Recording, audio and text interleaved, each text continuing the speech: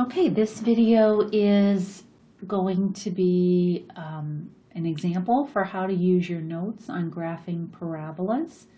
So you should have these notes. If you don't, let me know. I'll send you a link. And I'm just going to use the Khan assignment factoring quadratics intro. And I'm just showing you this because you could use this as a way to generate problems to practice with and check yourself.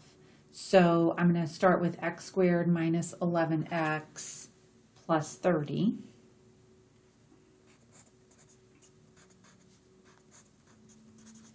Now that is just an expression, but when we're talking about graphing parabolas, we're talking about an equation. So I'm going to put f of x in front of that,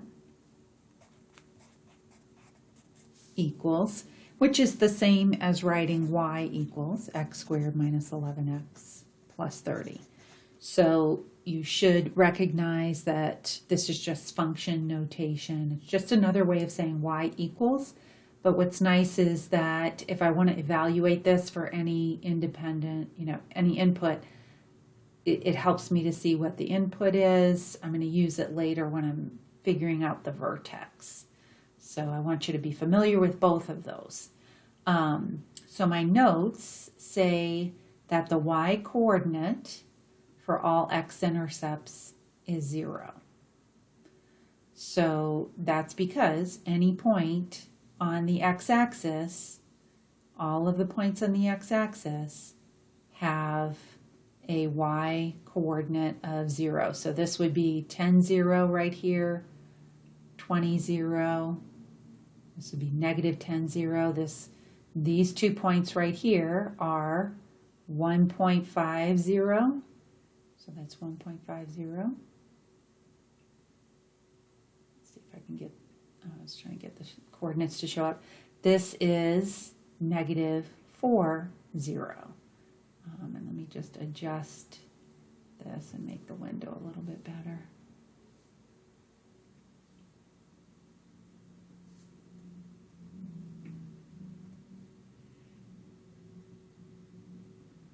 Okay, so that's negative 4, 0 right there.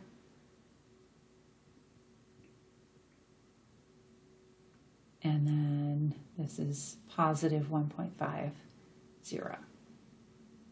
Okay, so I know that if I'm looking for the x-intercepts, I know that that y coordinate is going to be 0. So I'm going to substitute 0 for y. Let me type in the word or here, y or f of x, and solve for x by factoring using the area model and the diamond. So I'm going to put 0 equals x squared minus 11x plus 30, and then I'm going to try to solve for x. Now when I say that, a lot of students will say move 30 to the other side. We're not dealing with a linear equation. This is a quadratic. And the way to get x to solve for x is to factor it. So we are factoring to solve for x. And the way we do that is by using an area model and a diamond.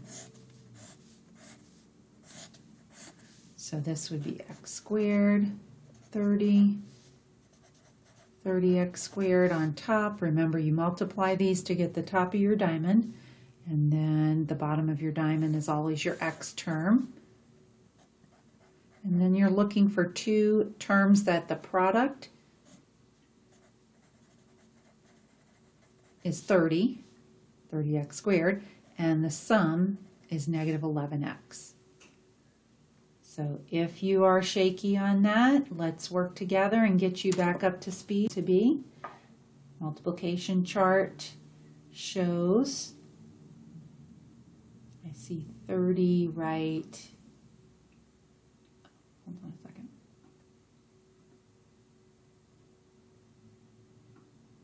Okay, I see 30 right here. I see 30 right here. I see 30 right here. So I'm trying to figure out which of these sets of factors is going to multiply to give me 30, but it's going to add up to 11. Well, 15 and 2, that's not going to add up to 11. 10 and 3, that's not going to add up to 11. 6 and 5, there it is. So 6 times 5 is 30, and when I add 6 and 5, I get 11. Now, I haven't addressed the negative yet, but it is going to be 6x and 5x. I want them to multiply to give me a positive 30, and I want them to add up to a negative 11. Well, positive 6 and positive 5 is not going to add up to a negative 11, but negative 6 and negative 5 will, and negative 6 times negative 5 is equal to positive 30. So this is negative 6x and negative 5x, and then I'm just going to write the length and the width. So I know this is x and x. You put an x here, put an x here. X times negative 5 is negative 5x. X times negative 6 is negative 6x. So this factors into x minus 6 times x minus 5. Now what's new is we are setting this equal to 0. So the previous chapter was just getting the procedure of factoring down. Now I'm going to use factoring to find the x-intercepts.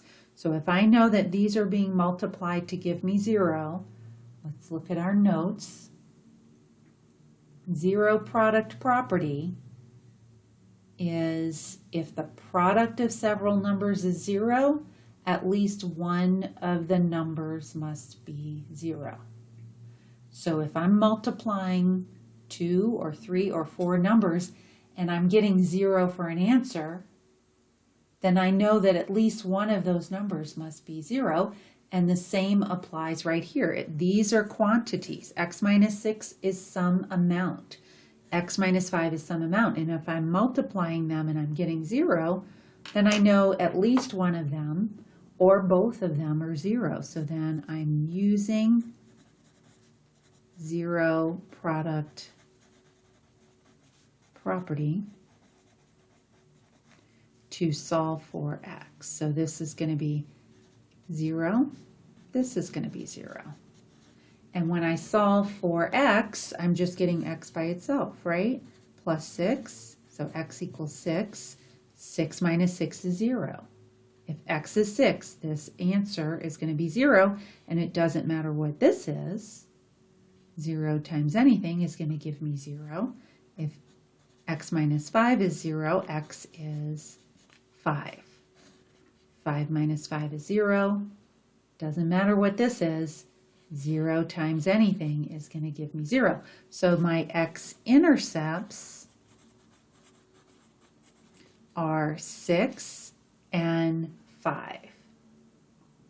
And I managed to pick one that doesn't have a nice integer for the vertex, for the x-coordinate, but that's okay. Okay, so I know that this graph, first of all, I know it's opening upwards because of this leading coefficient being positive. I know it's opening upwards. If that leading coefficient was negative, then it would be upside down. Okay, so I'm kind of just mapping this out in my mind.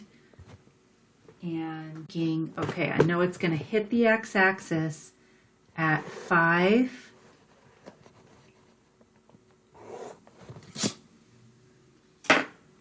At 5.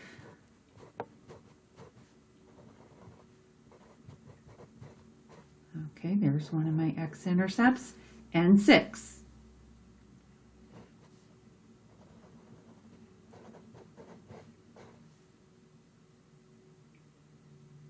Here, let's just do. Okay, so there's my 2 x-intercepts, and I know that the vertex is going to be on the line of symmetry. I know whatever that vertex is. Okay, remember when we did, I'm going to just pull up a chart real quick.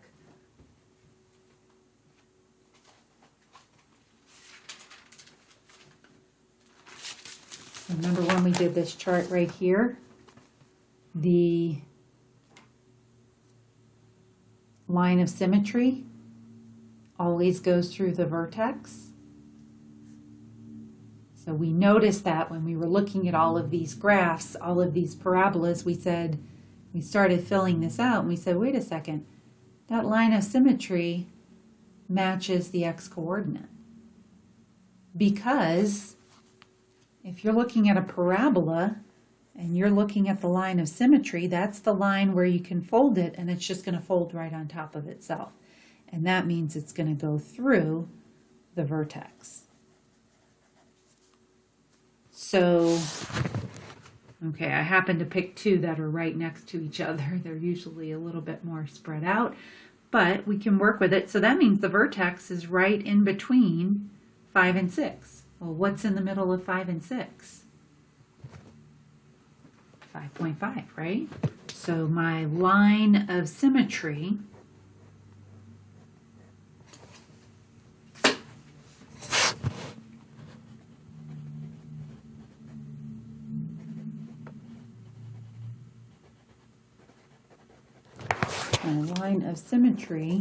is x equals 5.5, and that is also the x coordinate of the vertex. So I find the middle of my two x-intercepts, and that tells me the x-coordinate of the vertex. So then I'm just going to, and I'm going to refer back to our notes, okay? So if you look at this example, this one's a little bit more spread out. For f of x equals 2x squared plus 5x minus 12. We substituted 0 for y. We used zero product property. Now you may be wondering where 1.5 is coming from, where negative 4 is coming from. Negative 4 plus 4 is 0. So negative 4 is one of my x-intercepts.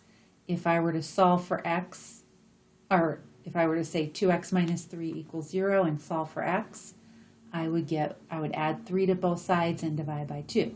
So x is equal to 1.5 here. So my two x-intercepts on this one were 1.5 and negative 4. Now this one's still not quite as easy to see just because you have a decimal, but the middle of negative 4 and 1.5 is negative 1.25. Now that one maybe is not so easy to see, but you can easily get the line of symmetry, the x-coordinate of the vertex, by just averaging those two x-coordinates together. 1.5 plus negative 4 divided by 2 gives me negative 1.25, and that is the x-coordinate of the vertex. So do you see where that's the middle of those two x-intercepts? So that's going through the vertex. Well, you can see it goes through the vertex because I had already found the vertex. But I know that that line of symmetry goes through my vertex because the vertex is in between the two x-intercepts. So then I just take that point, negative 1.25, that x-coordinate, and what I'm doing here is I'm substituting it into my original equation. 2x squared plus 5x minus 12 was the original on this one. So I'm substituting negative 1.25 in the place of x. And I'm kind of letting Desmos do the work for me here. So that tells me f of negative 1.25 is negative 15.125, and that's the y-coordinate of my vertex. So that's this point right here. And if I were to graph this, I can check and see if I did that right. So I know this is a lot of work. You may only have it up until a certain point. It's going to get easier. If you're struggling with the vertex, Don't worry, that's going to come with time.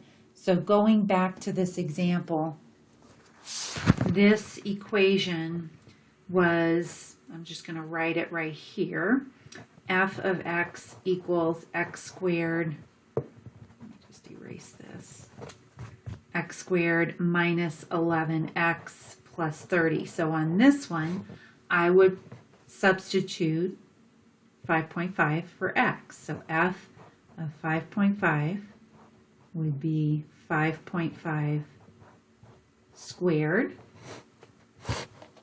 And I'm substituting 5.5 because I know that's where my vertex is. Minus 11 times 5.5 plus 30. Now, that, let's just save a little time and put that in Desmos.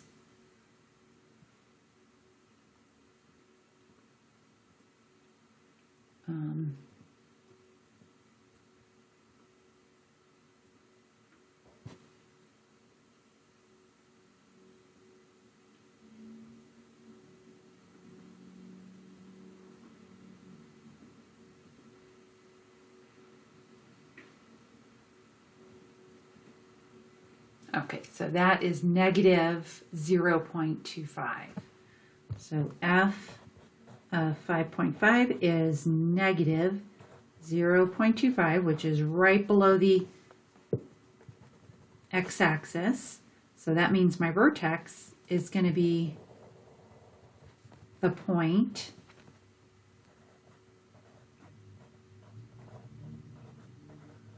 (5.5) negative 0.25. And the graph is going to look like this. Now, if that was difficult, we can do another one where we're not dealing with any decimals. But hopefully that helps you with using your notes to graph parabolas.